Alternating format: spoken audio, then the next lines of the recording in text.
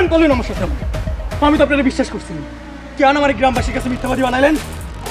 চোরের মার বড় গলা, টাকা খাইছস তুই, উল্টা আমার কলার ধরো।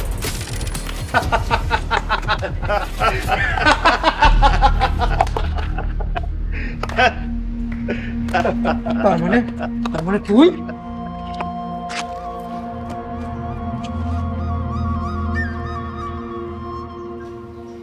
তোর কত বড় সাহস, তুই চেয়ারম্যানের সাথে লাগতে আসছ? তোর কি ধারণা আমি তোর লগে আছিলাম? হায় রে বলদ, এই বুদ্ধি নিয়ে চেয়ারম্যানের সাথে লাগতে আসছো?